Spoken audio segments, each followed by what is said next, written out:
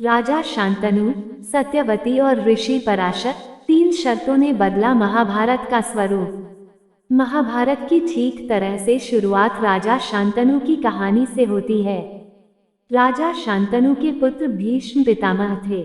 आओ जानते हैं कि किस तरह राजा शांतनु के कारण कौरव और पांडवों के कुल का प्रारंभ हुआ। किन 3 शर्तों ने इसमें महत्वपूर्ण भूमिका निभाई। 1. पहली शर्त, इक्ष्वाकु वंश में महाभिष नामक राजा थे। उन्होंने अश्वमेध और राजसूया यज्ञ करके स्वर्ग प्राप्त किया।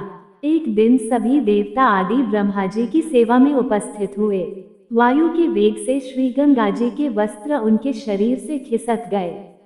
तब सभी ने आंखें नीची कर ली, किंतु महाभिष उन्हें देखते रहे। तब ब्रह्मा जी ने उनसे कहा कि तुम मृत्युलोक जाओ। जिस गंगा को तुम देखते रहे हो, वह तुम्हारा अप्रिय करेगी। इस प्रकार महाभिष का जन्म राजा प्रतीप के रूप में हुआ। प्रतापी राजा प्रतीप गंगा के किनारे तपस्या कर रहे थे। उनके तप, रूप और सौंदर्य पर मोहित होकर गंगा उनकी दाहिनी जंघा पर आकर बैठ गई और कहने लगी, राजन, मैं आपसे विवाह करना चाहती हूँ। मैं जहनु ऋषि की पुत्री गंगा हूँ। इस पर राजा प्रतीप ने कहा, गंगे, तुम मेरी दाहिनी जंघा पर बैठी हो, जबकि पत्नी को तो वामांगी होना चाहिए। दाहिनी जंघा तो पुत्र का प्रतीक है, अतः मैं तुम्हें अपने पुत्रवधू के रूप में स्वीकार कर सकता हूँ। ये सुनकर गंगा वहां से चली गई। जब महाराज प्रतीप को पुत्र की प्राप्ति हुई तो उन्होंने उसका नाम शांतनु रखा। प्रतापी राजा प्रतीप के बाद उनके पुत्र शांतनु हस्तिनापुर के राजा हुए और इसी शांतनु से गंगा का विवाह हुआ। विवाह के वक्त गंगा ने शर्त रखी कि आपसे जो भी मुझे पुत्र उत्पन्न होगा उसका मैं क्या करूंगी, इसके बारे में आप जिस दिन भी सवाल पूछेंगे मैं पुनः स्वर्ग लौट जाऊंगी। गंगा से उन्हें 8 पुत्र मिले, जिसमें से 7 को गंगा नदी में बहा दिया गया। तब तक राजा शांतनु ने यह नहीं पूछा कि आखिर तुम ऐसा क्यों कर रही हो, परंतु जब 8वें पुत्र का जन्म हुआ तो राजा से रहा नहीं गया, तो गंगा ने कहा कि शर्त के अनुसार मुझे अब स्वर्ग जाना होगा। ये 7 पुत्र 7 वसु थे जो श्राप के चलते मनुष्य योनि में आए थे, तो मैंने इन्हें तुरंत ही मुक्त कर दिया और यह 8वां वसु अब आपके हवाले। शांतनु ने गंगा के 8वें पुत्र का नाम देवव्रत रखा। ये देवव्रत ही आगे चलकर भीष्म कहलाए। 8वें पुत्र को जन्म देकर गंगा स्वर्गलोक चली गई, तो राजा शांतनु अकेले हो गए। 2. दूसरी शर्त, एक दिन शांतनु यमुना के तट पर घूम रहे थे कि उन्हें नदी में नाव चलाते हुए एक सुंदर कन्या नजर आई। शांतनु उस कन्या पर मुग्ध हो गए। उन्होंने कन्या से उसका नाम पूछा तो उसने कहा, महाराजा, मेरा नाम सत्यवती है और मैं निषाद कन्या हूँ। शांतनु सत्यवती के प्रेम में रहने लगे।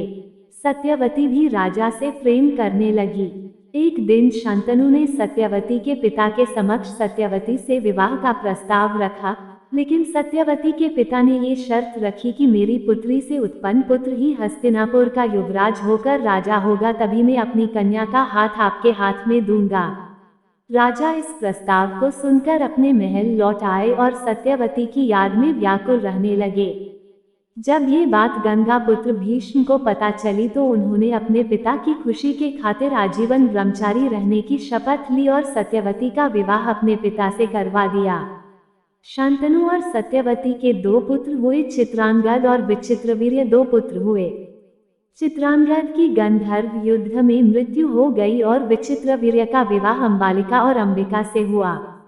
विचित्रवीर्य को दोनों से कोई संतानें नहीं हुई और वह भी चल बसा।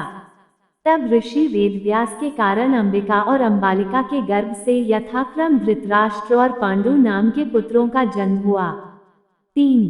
तीसरी शर्त, सत्यवती धीवर नामक एक मछुआरे की पुत्री थी और वह लोगों को अपनी नाव से यमुना पर करवाती थी।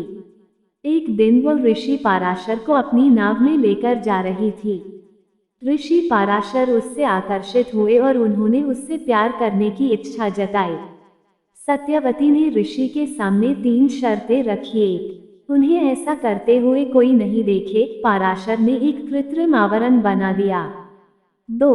उसकी कौमार्यता प्रभावित नहीं होनी चाहिए, तो पाराशर ने उसे आश्वासन दिया कि बच्चे के जन्म के बाद उसकी कौमार्यता पहले जैसी हो जाएगी। 3. वह चाहती थी कि उसकी मछली जैसी बदबू एक शानदार खुशबू में बदल जाए। पराशर ने उसके चारों ओर एक सुगंध का वातावरण पैदा कर दिया। सत्यवती और पराशर ऋषि के प्रेम के कारण महान महर्षि वेद व्यास का जन्म हुआ।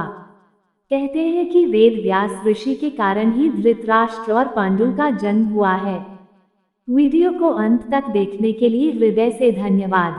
कृपया इस चैनल को सब्सक्राइब करना ना भूलें और वीडियो को शेयर लाइक करके अपने अमूल्य कमेंट भी करें ताकि हम इसी तरह सनातन संस्कृति का प्रसार करते रहें।